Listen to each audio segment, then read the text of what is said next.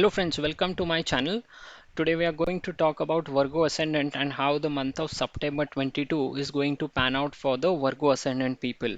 So for Virgo Ascendant, the last month was quite difficult because till 20th of August, the Ascendant Lord was passing through the 12th house, which would mean that you would have felt alone in this time and ended up taking bad decisions at the crucial moments. Now, in the month of September, Ascendant Lord is passing through its own sign in the first house, which would mean a complete turnaround in the situation for the Virgo Ascendant people. Mercury is not only the Ascendant Lord, it is also the Lord of the 10th house. So, 10th Lord going through the first house in the month of September would mean that it becomes very important for the people how they represent themselves in the professional arena. They would also get the support from Jupiter. Jupiter will be aspecting the first house through its seventh aspect. And if you look work wise, the month of September will prove to be excellent for Virgo ascendant, especially those who have their own business. These people will see a very fruitful time because Mercury itself is the significator of commerce. Jupiter is the lord of fourth and seventh house and is passing through its own sign. So people who are unmarried, they have an opportunity to get married till April 2023. Of course, their personal chart should also permit it because the Jupiter is going to be stationed here throughout the next 6 7 months. But this is also a good time to start your own business. Sun is going to pass through the 12th house. Now, 12th house is the house of foreign elements, loss, expenditure, and charities. Here, Sun is going to be joined by Venus, which is the lord of second house as well as the ninth house. It indicates two things: traveling to foreign land and finding greater opportunity in that foreign land or in places that are very far away from home. It also indicates that you should donate to charity, as 12th house is the house of expenditure, charity, as well as small investment. The best way is to serve society through donating money in the form of charity whenever or whatever your pockets allows you to spend. Now let us also look at Saturn. The sixth lord Saturn is passing through fifth house and both the houses are owned by Saturn. Saturn will be passing through the star of Mars, which is its staunch enemy. But in the month of September, Saturn and Mars are going to engage in a trine relationship, and in this relationship, even the enemies provide the relevant support to each other.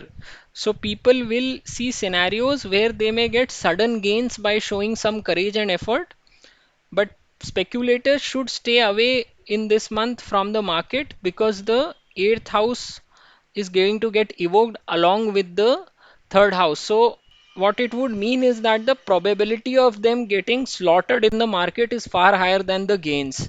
Students will also have a very tough time and they will need to continue to burn the midnight oil in the month of September. Rahu is moving through the eighth house, which would mean the conflict with the families of the spouse or frustration with the speech of the spouse will continue to take place in the month of September. Ketu sitting in the second house is going to make you discontented towards the self-earned money as well as the family. So there are also certain dates when people need to be careful. In month of September, 11th to 17th September, the whole 1 week is something where people need to be very careful and avoid taking any major decisions. This full week of 11th to 17th September, along with 26th and 27th September. So in total 9 days when the Virgo ascendant people need to be very watchful in the month of September. Overall, it is an average month for the Virgo ascendant people. So if you have liked my video, please do subscribe to my channel and thank you very much for watching. नमस्ते दोस्तों, मैं प्रसाद जोशी अपने channel में आपका स्वागत करता हूं। आज हम जानने का प्रयत्न कर रहे हैं कि कन्या लग्न वालों के लिए सितंबर का महीना किस तरीके से साबित होगा। तो कन्या लग्न वालों का जो लग्न स्वामी है वो बुध होता है और यहाँ पर सितंबर के महीने में बुध अपनी ही राशि से प्रथम भाव से भ्रमण करेगा। तो लग्नेश का गोचर लग्नेश से हमेशा अच्छा ही कहलाता है। पिछले महीने तक 20 तारीख तक 20 अगस्त तक जब तक बुध का स्थानांतरण 12वें भाव से हो रहा था तो ये कन्या लग्न वालों के लिए बहुत मुश्किल समय था, क्योंकि लग्नेश जब भी 12वें भाव से जाता है तो व्यक्ति को अकेला बना देता है, व्यक्ति को अकेलापन महसूस होता है, दूसरों के साथ उसको जुड़ाव महसूस नहीं होता, और वो कई बार गलत निर्णय ले बैठता है। तो यहाँ पर बहुत अच्छी स्थिति में है लग्नेश का लग्न से जाना, तो सितंबर का महीना में पूरी तरीके से जिसे हम यू टर्न होगा वो बोल सकते हैं। कन्या लग्न वालों के लिए बुध दशम भाव का भी मालिक होता है, तो दशम भाव का स्वामी भी प्रथम भाव से गुजर रहा है। तो इसका मतलब है कि आप स्वयं को कैसे प्रेजेंट करते हैं प्रोफेशनल एरिना में, वो बहुत महत्वपूर्ण हो जाता है सितंबर के महीने में, क्योंकि परसेप्शन इज द रियलिटी जो कहावत है, आप कैसे अपने आप को दिखाते हैं सामने वाले व्यक्ति को, वो बहुत मैटर करेगा कन्या लग्न वालों के लिए सितंबर के दौरान। यहाँ पर अच्छी बात जो हो रही है वो ये है कि गुरु का सपोर्ट मिल रहा है, गुरु सप्तम दृष्टि से लग्न स्थान को देख के इसको मजबूत करेंगे, बुध पे अपनी बेनिफिक दृष्टि डालेंगे।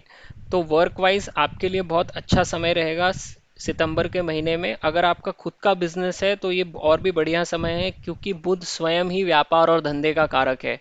तो जिनकी भी कुंडली में बुध की राशि या बुध स्वयं दशम भाव में बैठा होता है, तो वो लोगों के लिए वैसे भी बिजनेस ज़्यादा फायदेमंद होता है कुंडली में। तो यहाँ पर जिनका स्वयं का बिजनेस है उनको भी गुरुदेव अपनी दृष्टि से प्रोटेक्ट करेंगे सितंबर के महीने में। ये अगर आप स्वयं का बिजनेस स्टार्ट करना चाहते हैं तो उसके लिए भी बहुत अच्छा समय है। सूर्य 12वें भाव का स्वामी बनता है कन्या लग्न वालों के लिए, और 12वें भाव से आप फॉरेनर्स को देखते हैं, अनजान लोगों को, स्ट्रेंजर्स को, लॉसेस को देखते हैं, आपके खर्चों को देखते हैं, और चैरिटीज़ को भी देखा जाता है। तो यहाँ पे सूर्य के साथ शुक्र आके बैठेंगे सितंबर के महीने में।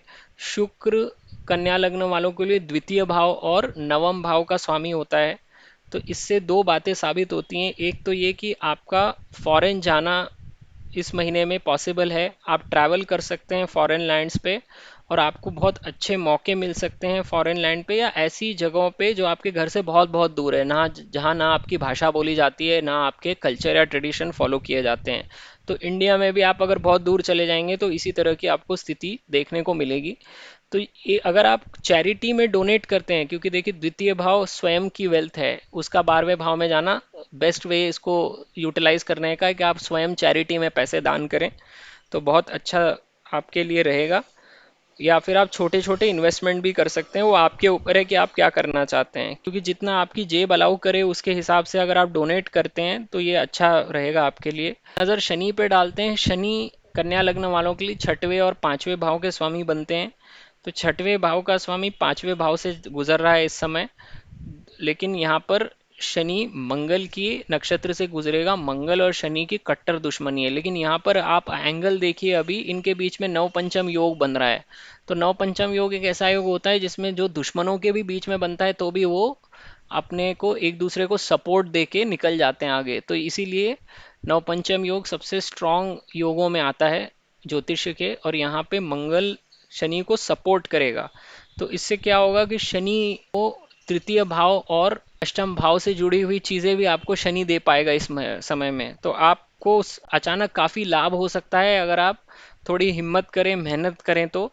लेकिन जितने भी शेयर बाजार से संबंधित लोग हैं वो इसको ऐसे ना ले लें, क्योंकि उनके लिए कोई खास अच्छा समय नहीं है सितंबर के महीने में, क्योंकि तृतीय भाव और अष्टम भाव ये दोनों में देखिए शेयर बाजार में भी वही व्यक्ति उतर सकता है जिसके पास हिम्मत है, नहीं तो पूरा का पूरा पैसा दांव पे लगाना सबके बस की बात नहीं होती। लेकिन इधर केस में अष्टम भाव इन्वॉल्व होने की वजह से आपका मार्केट में लॉस होने के चांसेस ज़्यादा हैं गेन के बजाय, इसलिए अगर आप स्पेक्यूलेटर हैं तो मार्केट से दूर रहिए। स्टूडेंट्स के लिए ये मुश्किल ही समय रहेगा, क्योंकि शनि तो वैसे भी यहाँ पर आसानी से चीज़ें देगा नहीं, विद्या प्राप्ति के लिए कड़ा संघर्ष करना पड़ेगा और एफर्ट भी दिखाएगा, क्योंकि मंगल के नक्षत्र से तो तृतीय भाव यानी एफर्ट अपने आप इन्वॉल्व हो जाता है, तो कड़ी मेहनत करते रहना पड़ेगा। राहु अष्टम भाव से गुजर रहे हैं कन्या लग्न वालों के लिए, तो इसका मतलब है पति या पत्नी के परिवार के साथ कंफ्यूजन, तालमेल ना बैठा पाना, ये सारी चीज़ें होंगी, किसी तरह का कॉन्फ्लिक्ट हो सकता है। और आप चूंकि अष्टम भाव से पति या पत्नी की वाणी भी देखी जाती है, तो जो बोलेंगे उसके हिसाब से आपको कष्ट हो सकता है सितंबर के महीने में। और केतु द्वितीय भाव में बैठ के आपको आपके परिवार से काटेगा, आपके सेल्फ अर्न वेल्थ से आपको काटेगा। तो ये राहु केतु का कॉम्बिनेशन कुछ खास अच्छा नहीं है, और ये काफ़ी लंबे समय तक बना रहेगा, नवंबर 2023 तक। तो ऐसे दिन जब आपको सावधान रहना चाहिए सितंबर के महीने में, वो है 11 से 17 सितंबर। पूरा हफ्ता ही आपके लिए कुछ खास अच्छा नहीं है, क्योंकि चंद्र आपका यहाँ से गुजरेगा और आपको परेशानी में डाल सकता है, मानसिक परेशानी में। और 26 और 27 सितंबर, सो 11 से 17 सितंबर और 26-27 सितंबर, ये टोटल 9 दिन ऐसे हैं जब आपको केयरफुल रहना है। कोई बड़ा निर्णय लेना इस समय में टालिएगा। लग्नेश का लग्न से निकलना आपके लिए सबसे अच्छा कॉम्बिनेशन है सितंबर के महीने में, और गुरु की दृष्टि इसके ऊपर होना, तो कार्यस्थल पे आपको डेफिनेटली अच्छा समय देखने को मिलेगा सितंबर के महीने में। तो ओवरऑल ये आपकी समरी थी कन्या लग्न के लिए। अगर आपको मेरा वीडियो पसंद आए तो मेरे चैनल को ज़रूर सब्सक्राइब कीजिए। ये वीडियो देखने के लिए आपका बहुत बहुत धन्यवाद।